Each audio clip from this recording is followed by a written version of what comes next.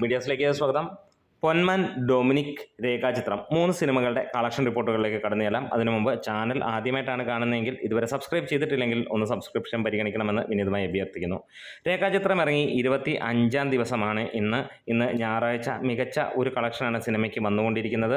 279 ഷോകൾ ട്രാക്ക് ചെയ്തപ്പോൾ 11,000-ന് മുകളിൽ ആളുകൾ കാണുകയും 21% ഒക്യുപ്പൻസിയിൽ സിനിമയ്ക്ക് ഇന്ന് ഇതുവരെ ലഭിച്ചിരിക്കുന്നത് 19 ലക്ഷം രൂപയാണ്. എക്സ്പെക്ട് ചെയ്യുന്നത് 21 ലക്ഷം രൂപയോളം, അതായത് ഏകദേശം ഒരു 40 അല്ലെങ്കിൽ 35-40 ലക്ഷം രൂപയാണ് സിനിമയ്ക്ക് ഇന്നത്തെ കളക്ഷൻ വരാൻ പോകുന്നത്. നല്ല ലെവലിലുള്ള ഒരു കളക്ഷൻ എന്ന് തന്നെ പറയാം ഈ ഒരു സിനിമയ്ക്ക്.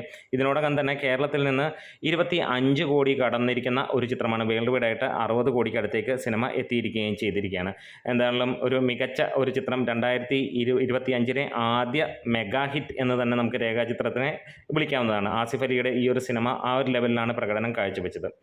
മമ്മൂട്ടിയുടെ ഡൊമിനിക്കിലേക്ക് കടക്കുകയാണെങ്കിൽ, ഡൊമിനിക്ക് ഇന്ന് 11-ാം ദിനമാണ്. ഡൊമിനിക്കിനും മികച്ച ഒരു ദിവസം തന്നെയാണ്. കഴിഞ്ഞ ദിവസങ്ങളുടെ കളക്ഷൻ വെച്ച് നോക്കുമ്പോൾ മികച്ച രീതിയിൽ തന്നെ സിനിമയുടെ കളക്ഷൻ കൂടുന്നു.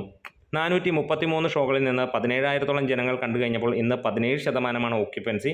ഇന്ന് ഇതുവരെ 28 ലക്ഷം രൂപയാണ് സിനിമ നേടിയിരിക്കുന്നത്. പ്രതീക്ഷിക്കുന്നത് 31 ലക്ഷം രൂപയോളം വരുമെന്നാണ് ട്രാക്കേഴ്സ് പറയുന്നത്. അതായത് അങ്ങനെ 31 ലക്ഷം രൂപ എത്തുകയാണെങ്കിൽ ഏകദേശം 45-50 ലക്ഷം രൂപയായിരിക്കും സിനിമയുടെ ഇന്നത്തെ കളക്ഷൻ.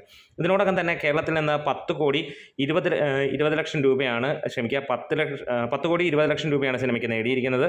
ഇതിനോടകം തന്നെ നമുക്ക് കാണാൻ കഴിയുന്നു ഒരു ഹിറ്റ് സ്റ്റാറ്റസിലേക്ക് സിനിമ എത്തിയിരിക്കുകയാണ്. വേൾഡ് വൈഡ് ആയിട്ട് സിനിമ 25.5 കോടി കടന്ന് മുന്നോട്ട് പോവുകയാണ്. ഇന്നും GCC രാജ്യങ്ങളിലും മികച്ച റെസ്പോൺസ് തന്നെയാണ് സിനിമയ്ക്ക് ഈ ഒരു വീക്കും ലഭിക്കുന്നത്.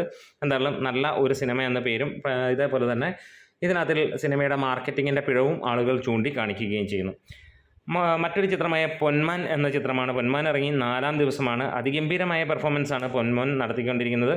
പൊന്മാന് ഇന്ന് ഏകദേശം ഇതുവരെ ലഭിച്ചിരിക്കുന്നത് 734 ഷോകളിൽ നിന്ന് 62,000-ഓളം ജനങ്ങൾ കാണുകയും 31% ഒക്യുപ്പൻസിയാണ് സിനിമയ്ക്ക് വന്നിരിക്കുന്നത്. അതായത് ഓരോ ദിവസവും സിനിമയുടെ ഒക്യുപ്പൻസി കൂടുകയാണ്. ആദ്യ ദിനം 18% ആയിരുന്നെങ്കിൽ 2-ാം ദിവസം 17 ആയിരുന്നുവെങ്കിൽ 3-ാം ദിവസം 25%, 4-ാം ദിവസം അത് 31%-ലേക്കും വർദ്ധിക്കുന്ന ഒരു കാര്യം കാണാൻ കഴിഞ്ഞു. ഇന്ന് ഇതുവരെ ലഭിച്ചിരിക്കുന്നത് 1 കോടി രൂപയാണ് ഇതുവരെ വന്നിരിക്കുന്നത്. പ്രതീക്ഷിക്കുന്നത് 1 കോടി 6 ലക്ഷം രൂപയാണ്. അങ്ങനെ വരികയാണെങ്കിൽ 1 കോടി 35, 1 കോടി 40 ലക്ഷം രൂപയായിരിക്കാം സിനിമയുടെ ഇന്നത്തെ കളക്ഷനായിട്ട് വരാൻ പോകുന്നത്. ഇതിനോടകം തന്നെ ട്രാക്കേഴ്സ് മുഖാന്തരം വന്നിരിക്കുന്ന കണക്ക് പ്രകാരം 3 കോടി 10 ലക്ഷം രൂപ, അതായത് കേരളത്തിൽ നിന്ന് ഏകദേശം സിനിമ 5 കോടിയോളമാണ് ഇതുവരെ കളക്ട് ചെയ്തിരിക്കുന്നത്. ഒരു ഹിറ്റ് സ്റ്റാറ്റസിലേക്ക് ഈ ഒരു സിനിമയും എത്തിയിരിക്കുകയാണ്. വരും ദിവസങ്ങളിൽ ഇതൊരു സൂപ്പർ ഹിറ്റിലേക്ക് എത്തും എന്നുള്ളത് തന്നെയാണ് പ്രതീക്ഷിക്കുന്നത്.